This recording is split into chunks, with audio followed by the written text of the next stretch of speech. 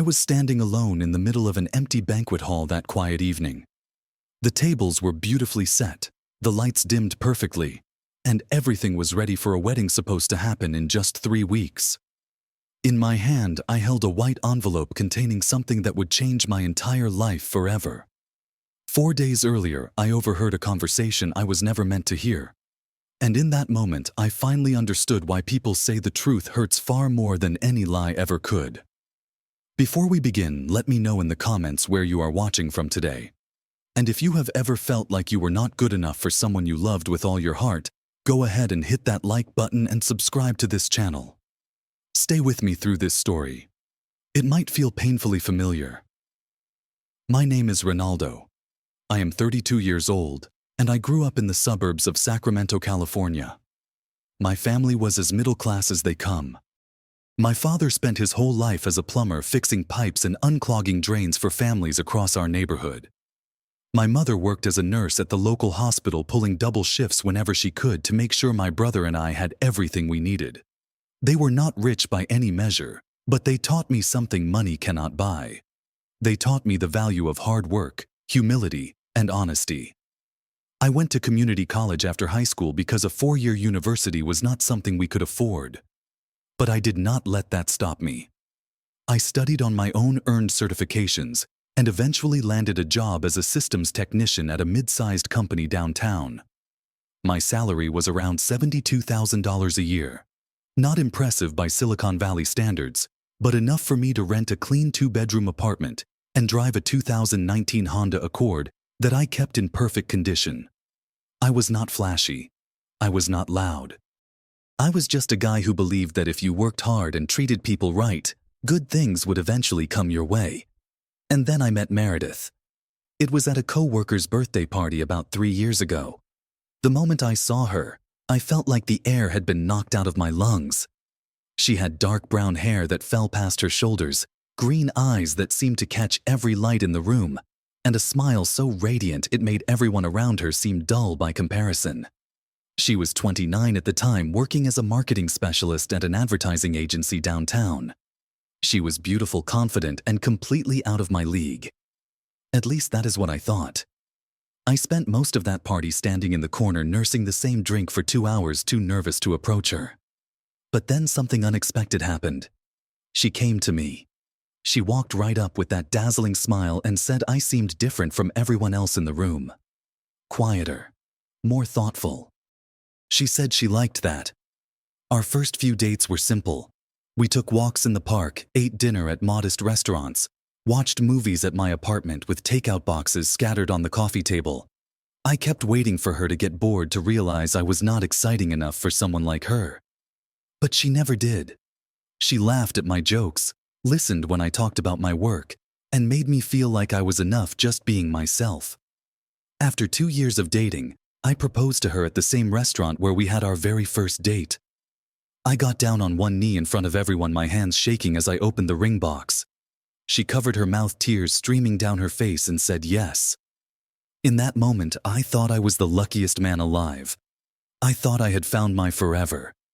But looking back now, I realized the cracks were already starting to show. I just did not want to see them. It started small right after we got engaged. Meredith began comparing our engagement party to those of her friends. Theirs were held at rooftop venues with champagne towers and live bands. Ours was a backyard barbecue at my parents' house with homemade decorations and a playlist I put together myself. She smiled through the whole thing, but later that night she mentioned how different it was from what she had imagined. When we started planning the wedding, she wanted a 5-star hotel with crystal chandeliers and a view of the city skyline. Our combined budget could only afford a nice banquet hall with good catering and decent decorations. I told her I would take on freelance projects to contribute more. I would work weekends, stay up late, do whatever it took to give her the wedding she deserved. She just sighed and said, "It is fine. I guess we will make do with what we have." That sentence stayed with me longer than it should have. Make do. Like our wedding was a compromise. Like I was a compromise. But I pushed that thought away and told myself she was just stressed. Wedding planning was hard on everyone. Things would get better once the big day arrived. So I worked harder. I took on extra projects. I saved every dollar I could. I wanted to prove to her that I could provide, that I was worthy of being her husband. I did not realize at the time that no amount of effort would ever be enough for someone who had already decided I was less than she deserved. 6 months before the wedding, Meredith got promoted. Her salary jumped significantly, and suddenly she was rubbing shoulders with a completely different crowd.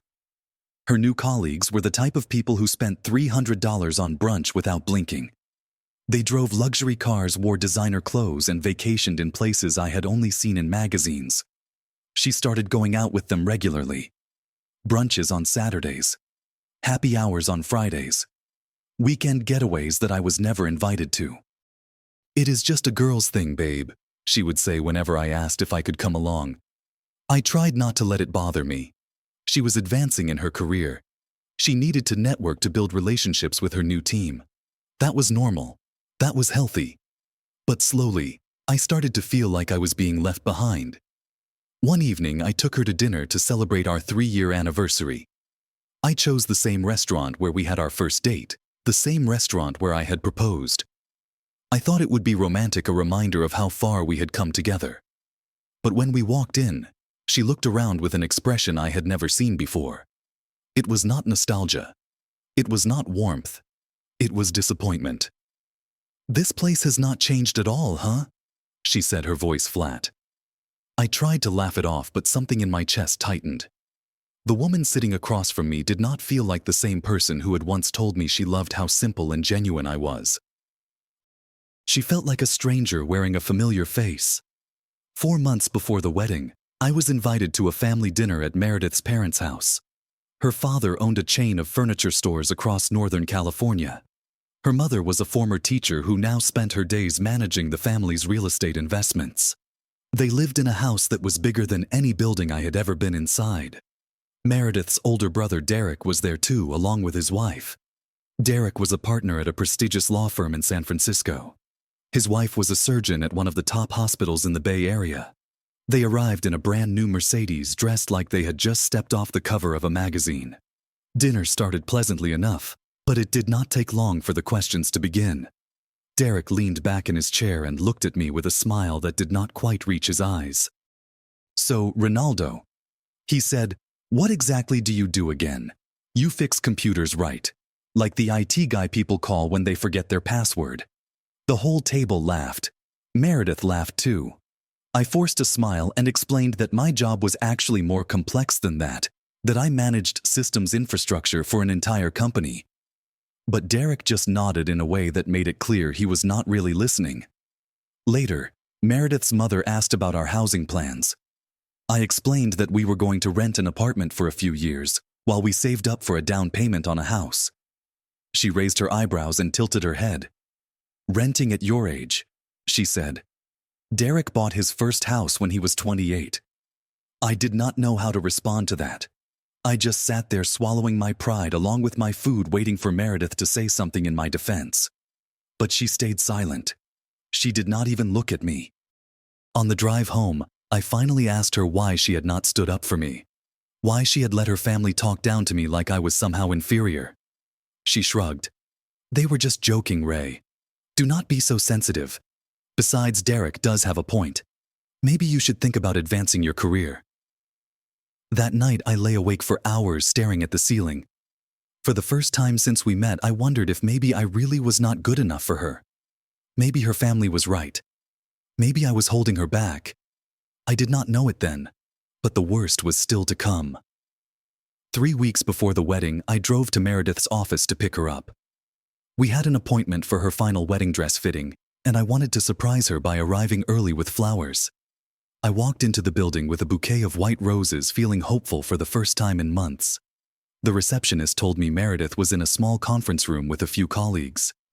She said I could wait in the lobby, but I could hear voices coming from down the hall. The door was slightly open and I recognized Meredith's laugh. I did not mean to eavesdrop. I just happened to be standing close enough to hear. "So how is wedding prep going?" one of her coworkers asked. "You must be so excited." Meredith let out a long sigh. "Honestly, I am just going through with it at this point." My heart stopped. What do you mean? Another voice asked. I love Ray, I do, Meredith said. But sometimes I look at my life and I think, is this it? My brother married a surgeon. My college roommate just got engaged to a tech founder. And I am marrying an IT technician who drives a Honda and thinks a nice dinner is Olive Garden. There was a pause. Then someone asked, so why are you still marrying him? Meredith's answer was like a knife to my chest. Because I am turning 30 next year. I do not want to start over. But yeah, sometimes I feel like being his future wife makes me look like I settled for less. Like I could not do better. I stood frozen in that hallway, the bouquet of roses still clutched in my hands. My vision blurred. My throat closed up.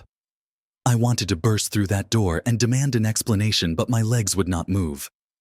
So I did the only thing I could. I turned around and walked away. I do not remember driving home that day. I must have, because I ended up in my apartment sitting alone in the dark, staring at nothing. The flowers were still in my car, probably wilting in the heat. I did not care. For hours I sat there replaying her words in my head. Settled for less. Like I could not do better. 3 years of my life. 3 years of loving her, supporting her, trying to build a future together. And to her, I was nothing more than a backup plan. A safe option. A placeholder until someone better came along. That night, something inside me shifted. I stopped asking whether I was good enough for her. Instead, I started asking a different question. Was she good enough for me?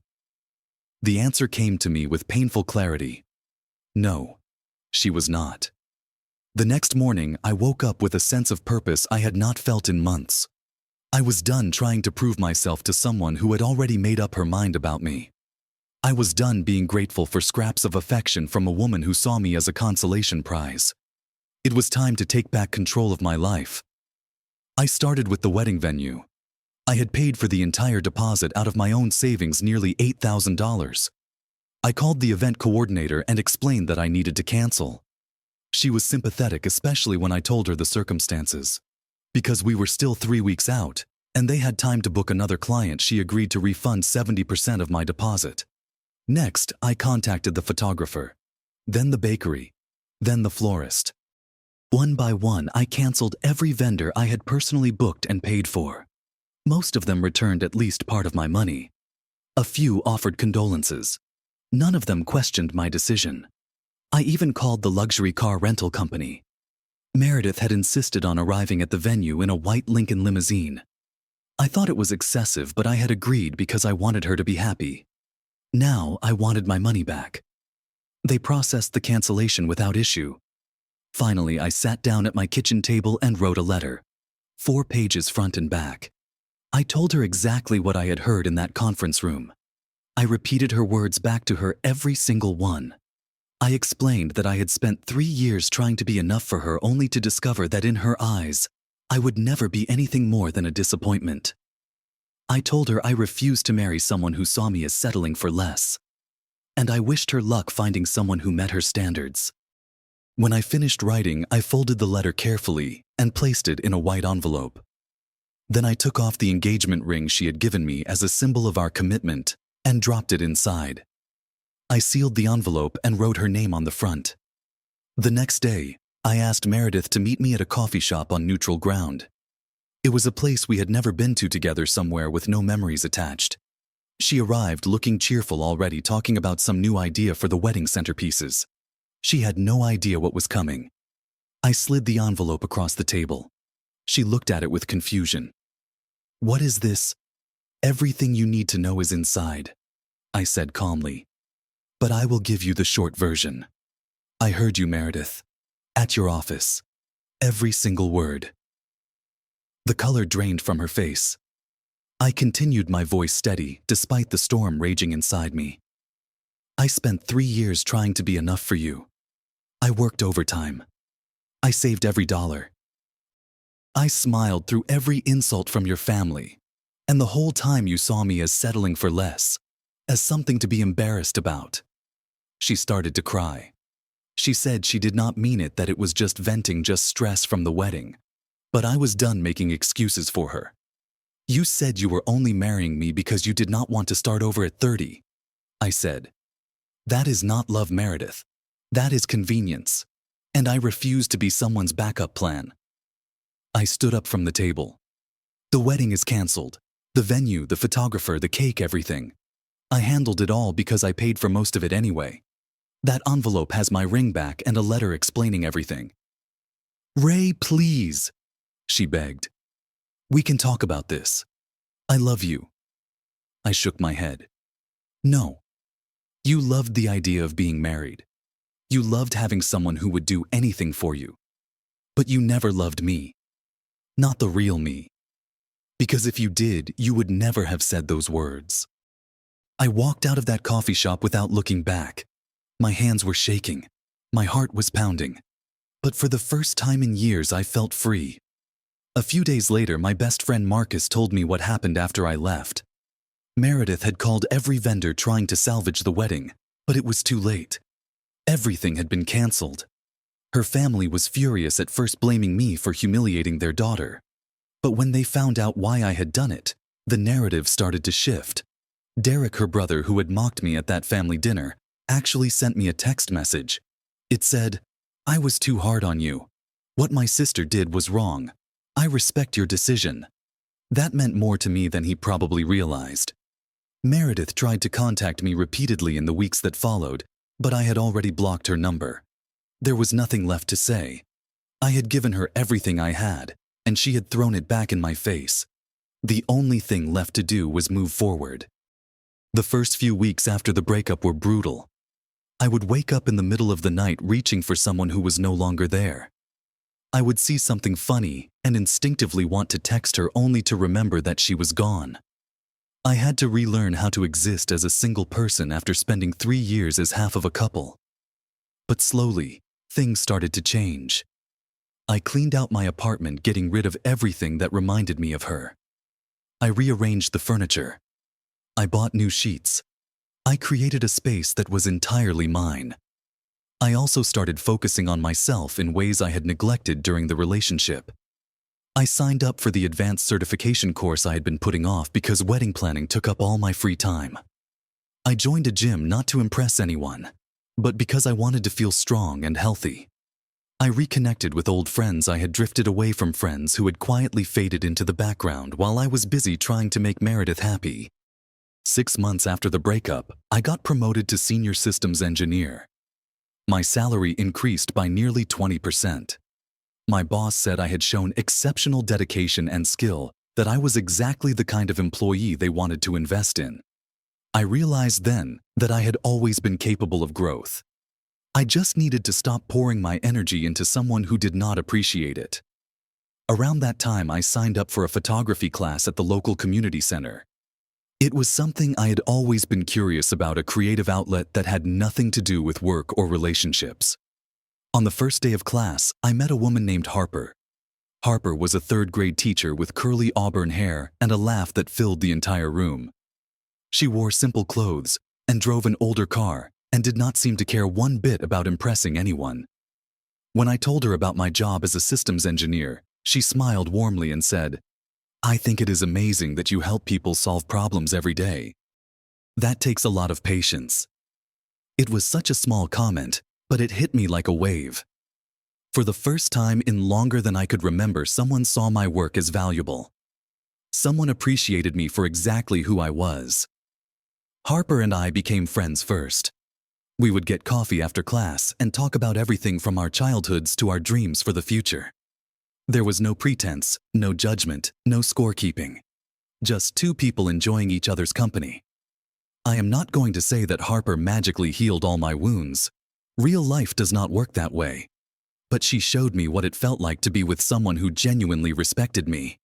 And that gave me hope.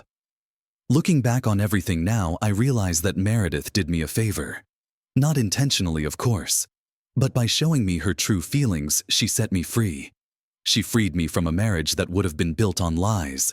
She freed me from spending my life with someone who saw me as less than. She freed me to find something real. If I could give one piece of advice to anyone watching this, it would be this. Never stay with someone who makes you feel like you have to apologize for who you are. Real love does not demand that you change to be worthy of it. Real love accepts you and grows with you. And if you are sitting there right now wondering whether you should stay with someone who makes you feel like you are not enough, maybe it is time to ask yourself this question. Who is really settling for less here? I want to thank you for staying with me through this story.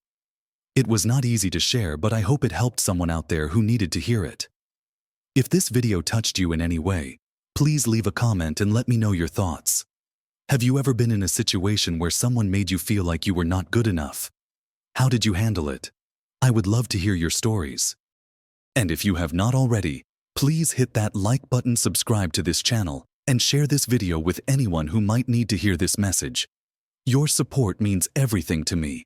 Remember, your value is not determined by how others see you. You are enough exactly as you are. Take care of yourselves, and I will see you in the next one.